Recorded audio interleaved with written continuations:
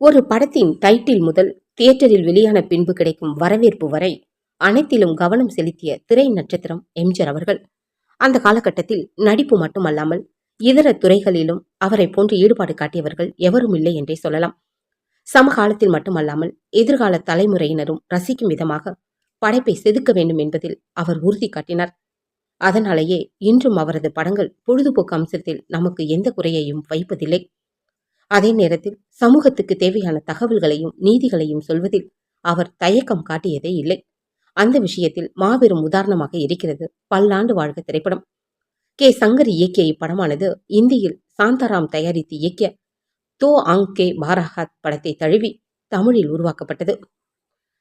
இந்திய இயக்குனர் சாந்தாராமை தனது முன்னோடியாக கருதியவர் எம்ஜிஆர். அவர் மீது மிகுந்த மரியாதை கொண்டு இருந்தார். இருவரது சினிமா வாழ்க்கையும் கிட்டத்தட்ட ஒரே மாதிரியானது. மகாராஷ்டிரா மாநிலம் கோல்காப்பூரில் பிறந்த சாந்தாராமின் குடும்பம் அவரது பருவத்தின் போது கர்நாடகாவின் ஹூப்பள்ளிக்கு இடம்பெயர்ந்தது. அங்குள்ள ரயில்வே பணிமனையில் பிட்டராக வேலை பார்த்த சாந்தாராம் மாலை நேரத்தில் சினிமா திரையரங்கொன்றில் காவலாளியாகவும் இருந்திருக்கிறார். அப்போது பார்த்த தாத்தா சாஹேப் பால்கேவின் மௌன படங்கள் தான் அவரை திரையுலகிற்கு இழுத்து வந்தது. 20வது வயதில் மௌன படங்களில் நடிக்கத் தொடங்கினார். அதற்கடுத்து 6 ஆண்டுகளில் இயக்குநராக உயர்ந்தார். நண்பர்களுடன் இணைந்து பிரபாத் பிலிம் கம்பெனியை தொடங்கினார் சாந்தாராம்.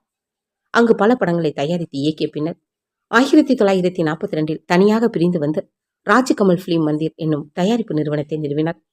அதன் பிறகு அவர் தந்த படங்கள் அனைத்தும் இந்திய சினிமா வரலாற்றில் இடம்பெறத்தக்கவையாக அமைந்தன. தோ ஆங்கேன் பாராஹத், ஜனக் ஜனக் பாயில் பாஜே, ஸ்திரீ போன்ற அதற்கான உதாரணங்கள்.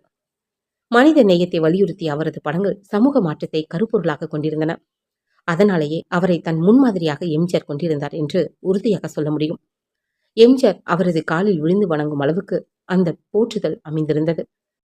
மகாத்மா காந்தியை தனது குருவாக கருதிய மௌரிஸ் ஸ்ட்ரைமேன் வார்சாவில் இருந்து இந்தியா வந்தார். இங்குள்ள கலாச்சாரத்தால் ஈர்க்கப்பட்டார். மகாராஷ்டிராவை சேர்ந்த அவுந்து பகுதி ராஜ குடும்பத்தோடு அவர் நெருக்கமாக இருந்தார். அப்பகுதிக்கு உட்பட்ட ஸ்வந்தாபூரில் சிறையில் அடைக்கப்பட்டிருந்தவர்களை தனது கண்காணிப்பின் கீழ் வாழும் வகையில் திட்டம் ஒன்றை செயல்படுத்தினார் பிரைட்மேன். அந்த திறந்தவெளி சிறை கருத்தாக்கம் சுதந்திர போராட்ட காலத்தில் முக்கியமானதொரு பேசும் பொருளாக இருந்தது. அதனை மையப்படுத்தி மை 6 கன்விக்ட்ஸ் என்னும் ஹாலிவுட் படத்தின் சாயலை தழுவி எடுக்கப்பட்ட படமே தோ ஆங்கேன் பாராஹத். 2 கண்கள் 12 கைகள் என்பது இந்த டைட்டிலுக்கான அர்த்தம். கொடுமையான குற்றங்கள் செய்து தண்டனை பெற்ற 6 பேரை தன்னுடன் அழைத்து வருகிறார் ஒரு சிறை அதிகாரி. சமூகத்தில் மனித நேயத்தோடு வாழ்பவர்களாக அவர்களை திருத்துகிறார். அந்த 6 பேரின் வாழ்வில் அவர் ஏற்படுத்தும் மாற்றங்கள் சமூகத்தை அட்டையாக உறிஞ்சும் சில வணிக கொடுங்கோளர்களுக்கு இடையூறாக அமைகின்றன. அந்த நபர்களால் அவரது உயிர் பறிக்கப்படுகிறது. அதன் பிறகும் அந்த அதிகாரியின் நினைவுகளை மனம் திருந்திய அந்த 6 பேரையும் வழி நடத்துகின்றன. அவரது கண்கள் தங்களை எந்த நேரமும் கவனித்துக் கொண்டிருப்பதாகவே அவர்கள் உணர்கின்றன. இதுவே அப்படத்தின் கதை. இதில் இருக்கும் திறந்தவெளி சிறை கருத்தாக்கத்தை தான் தனது பல்லாண்டு வாழ்க படத்தில் மையப்படுத்தியிருந்தார் எம்ஜிஆர் அவர்கள். உதயம் புரொடக்ஷன்ஸ் கதை இலாக்காவும் இயக்குனர் கே. சங்கரும் அதனை திறம்பட திரையில் வெளிப்படுத்தி இருந்ததாக பத்திரிகைகள் பாராட்டின. சமூக நீதியை வலியுறுத்தும் கருத்துக்கள் எம்ஜிஆரின் பல படங்களில் உண்டென்ற போதும் இதில் அவர் ஏற்ற பாத்திரம் வழக்கத்திற்கு மாறானதாக அமைந்திருந்தது. ஆக்ஷன் காட்சிகளை விட அமைதியாக கண்களின் வழியே தனது கருத்துக்களை அவர் வலியுறுத்துவதாக அமைந்த காட்சிகள் ரசிகர்களிடம் வரவேற்பை பெற்றன. இப்படம் தெலுங்கில் NTRஐ வைத்து ரீமேக் செய்யப்பட்டது. எம்ஜிஆர் படங்களில் வில்லன் பாத்திரங்கள் எப்போதுமே முன்னிலைப்படுத்தப்படும் வழக்கம் உண்டு. அதிலும் பல்லாண்டு வாழ்க படத்தில் M.N. நம்பியார், V.K. ராமசாமி, தேங்காய் சீனிவாசன், R.S. மனோகர், P.S. வீரப்பா, குண்டுமணி ஆகியோருக்கு அதிக முக்கியத்துவம் தரப்பட்டது. அந்த வகையில் சாந்தாராமின் திரைக்கதையில் தான் பின்பற்றி வந்த நாயக பிம்பத்தை அழகாக பொதித்து வைத்தார் எம்ஜிஆர்.